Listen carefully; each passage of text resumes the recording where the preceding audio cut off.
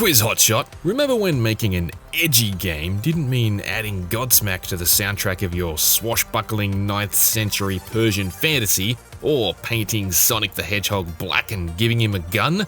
Hotshot Racing remembers. Yeah! In this endearingly vibrant and deliberately primitive 3D aesthetic, it means octagonal wheels, chunky environments, and plenty of pointy bits and pieces that'll poke an eye out. As a single-player experience, it definitely runs out of puff a bit faster than I'd expected, but it's certainly an earnest throwback put together with a huge amount of love for the early 3D racing era.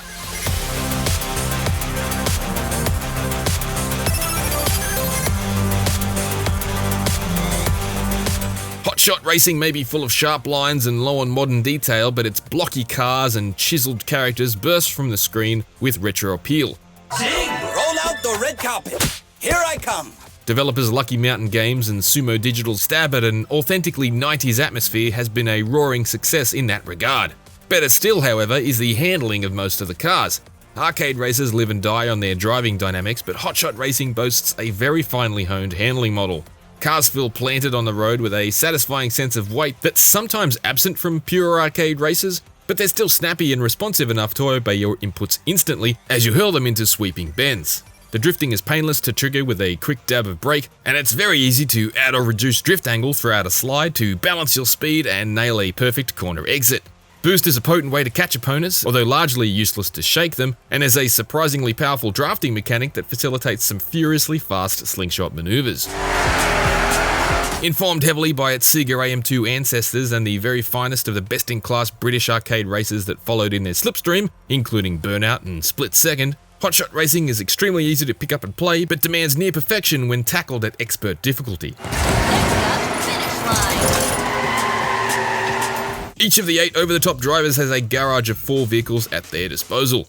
They're unlicensed, but it's not at all hard to make out Hotshot Racing's nod to the likes of Days of Thunder's iconic mellow yellow Chevy Lumina. Hell, it's even called the Thunder. Likewise, racing veterans should be able to easily identify everything from an off-brand Bugatti to a lookalike Lotus Esprit or a pretend Pennzoil R34 GTR. There's a decent amount of customization options on offer for each too, from blowers to bobbleheads, though the simple visual style means that not all of these custom bits and bobs necessarily make a big impact on screen. Vehicles drive with subtle differences due to nuances with their speed, acceleration, and drifting stats, although I've found I can only feel notable dissimilarities when hopping between cars with stat bars that significantly differ from one another. I can't really detect the smaller variations.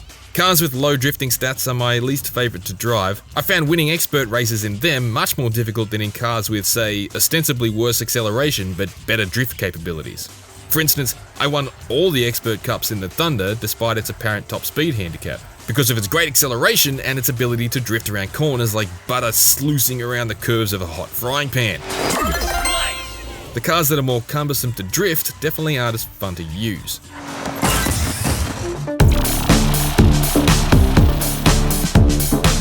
Those expert cups came pretty quickly though. There are 4 GPs, each featuring 4 races, and I collected them over a single session. Hotshot Racing attempts to incentivize attacking them over and over again by tying upgrades to achieving specific feats across the entire assortment of vehicles, but the tracks probably lack the zest to make tackling them a dozen times each feel hugely tempting. That said, they are quite fabulous to look at and packed with eye-catching living elements like spinning carnival rides to animated water displays and raging dinosaurs to somersaulting sea creatures.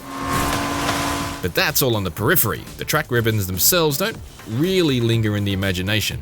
The circuits are wide and well suited to this aggressive brand of racing, but they're also not exactly brimming with memorable strings of weaving S's or cool switchbacks.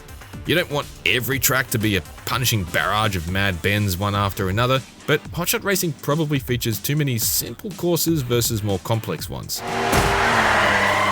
The regular racing is buoyed by the presence of a couple of additional modes, the pursuit-themed Cops and Robbers, and a speed-inspired mode called Drive or Explode. Drop below a certain speed and you'll blow, you know the drill. Cops and Robbers is a bit more like an infected style mode, and it isn't quite as fun as it sounds playing solo. The secret to success as a robber just seems to be to hang back and let the AI hassle the front runners, and the car combat as a cop is fine but a little one note.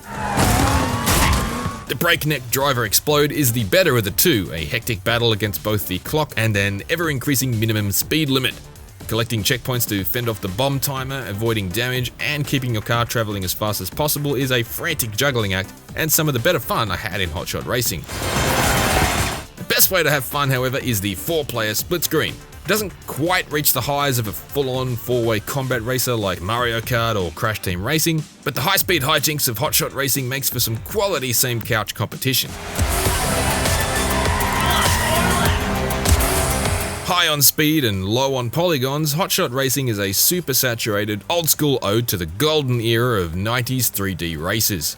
Drawing oodles of inspiration from acclaimed coin-op kings like Virtual Racing, Daytona USA, and Ridge Racer, Hotshot Racing is confident, quick, and boasts a cracking arcade handling model, although its tracks are mostly simple and cause it to quickly lose a bit of steam as a single-player experience. For more love letters to everything that was truly great about the 90s, check out our reviews for the totally tubular Tony Hawk's Pro Skater 1 and 2 and the most triumphant Bill and Ted Face the Music. For everything else, stay on IGN.